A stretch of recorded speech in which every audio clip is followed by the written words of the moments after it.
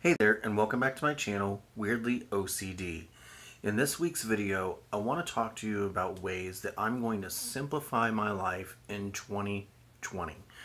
Now today, with a bunch of technological advances and everything, it's very easy to get wrapped up in all kinds of different websites and social media and things like that. But I decided that I need to really simplify my life, get rid of the clutter, not just like physically, which that will be in a whole nother video, but mentally as well. So I'm going to start out with what I've got up here, and that is social media. Now, first of all, I'm not the best drawer in the world. This is my attempt at the Facebook and the Twitter logo. The reason I have these on the whiteboard is because I am in the process of deleting my Weirdly OCD Facebook page and my Weirdly OCD Twitter account. The reason being is, honestly, I just don't post on them. I don't think about them, and that's why I don't post on them. I'm just not that active with them. Now, the Facebook page actually only made maybe 2 months ago, and I've probably put up about 5 posts in those 2 months. So to me, it really makes no sense in keeping that page.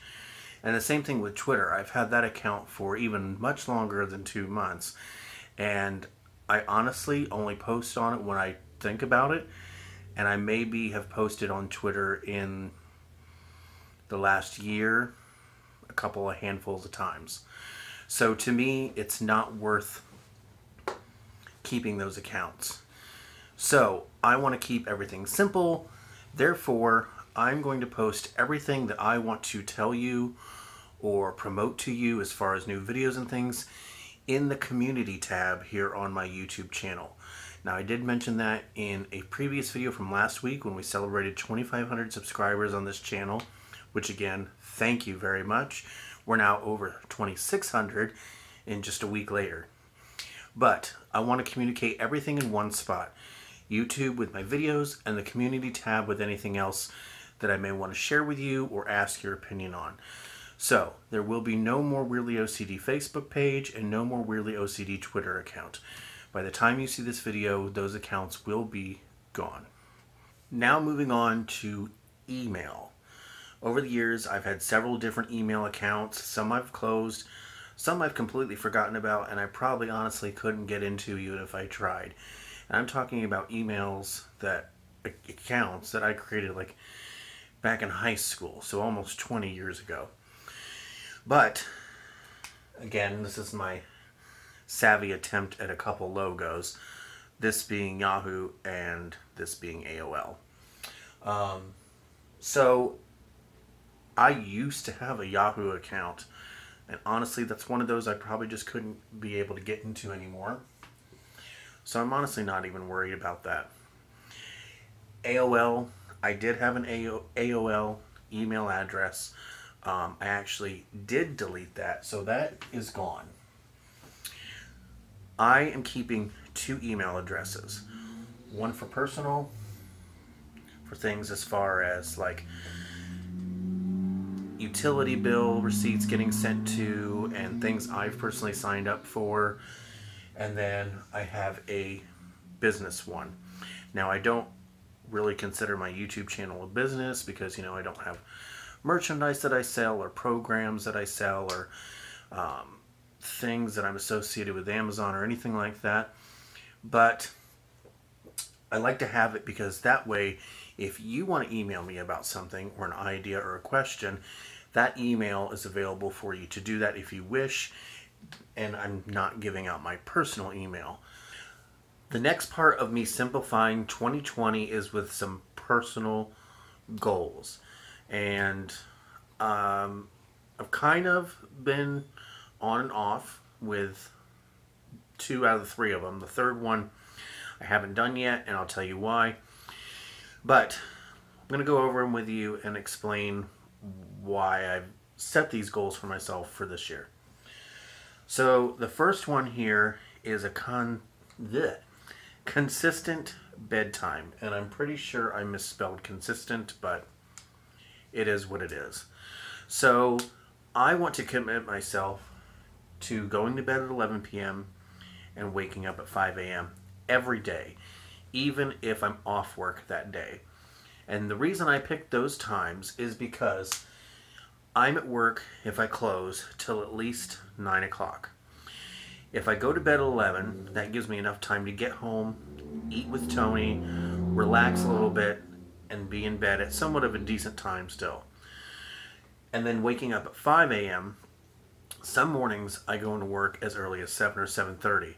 So waking up at 5 gives me enough time to get up, maybe make some coffee, watch a little bit of TV, catch up on some news, whatever, relax.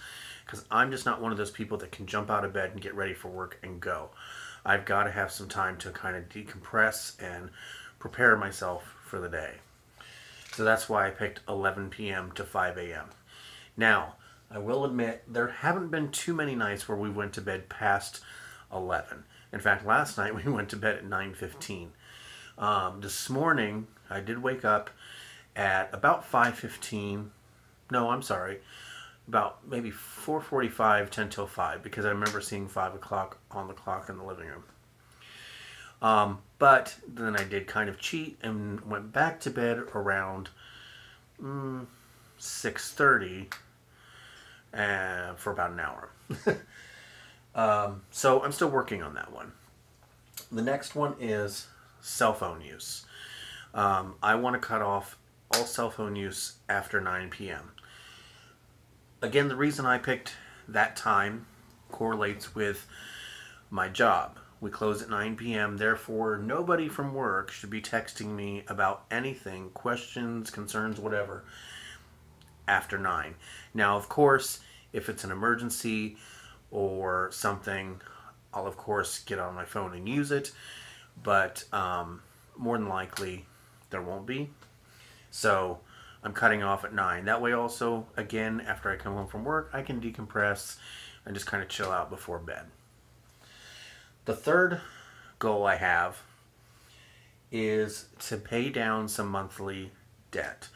There are a few debts that I want to get paid off so we can have more income from my paycheck each month. So I put on here federal refund equals less debt. We are using a good portion, not all, but a good portion of our federal refund that we're going to be getting back towards paying down some debt. I'm not going to go into really any detail as to what debt that is. There are a couple credit cards that I want to put a good chunk onto, but there are also a couple things like I've purchased off Amazon for Christmas that I want to pay off. So those monthly payments are just done and over with. I don't have to worry about them anymore, and that's saving a little bit of money each month. There's also another bill that is currently $186 a month that I have a few payments left on that I wouldn't mind getting that taken out of the way. I'd love to pay our car off. We honestly don't have much left on it. Just a little over $1,300 on our car loan. And that would erase $171 a month from bills. Now, last but not least, there are some additional ways that I'm going to try my best to make 2020 a bit more simpler. And those ways are, one, a physical purge, as I mentioned earlier in the video.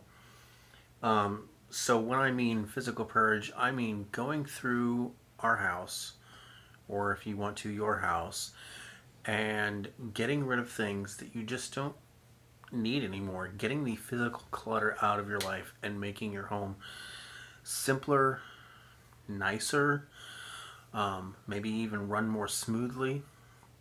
But the ways you could do that is you can have a garage yard sale, which I definitely intend on doing once the weather turns a bit nicer. I mean, we are in Ohio, so right now we have snow and slush and all that on the ground, and who knows how long that's going to last. But the first good weekend we have, I definitely plan on having a yard sale. You could also donate the things that you may not want if you don't want to mess with the yard sale. A lot of people don't want to do that. They don't want to take the time, or they just don't want to expense the energy on setting up a yard sale, pricing everything, and then having to end up hauling half of it either back into their house or basement or go and donate it. They'd rather just go donate and be done with it, which is, perfectly fine. Or you could see if friends or family want it. Reach out and say, hey, I've got this stuff. Let me know if you're interested. Come by, pick it up. It's yours, or I'll meet you wherever, and you can have it. The second one that I'm going to try my best at doing is not bringing any work home with me. Now, sometimes that is unavoidable because there are things that I make on our computer here at home for work, whether it's to keep me organized at work, or it's things that I just run out of time at work to do and I want to finish it up here at home. But I really do want to try my best to not bring any of that home. That way, once I get home, it's strictly family and home time. It's not, oh my gosh, I got to get this done, for work. So, those are the ways that I'm trying to simplify 2020. If you have any other ideas or anything you may be wanting to do to simplify your life or your home, leave a comment below. I would love to read it and see what you're up to for this new year. But with that, that is this week's video. I hope you enjoyed it. Give it a thumbs up if you did. And I will see you next Monday. Have a great week. Bye-bye.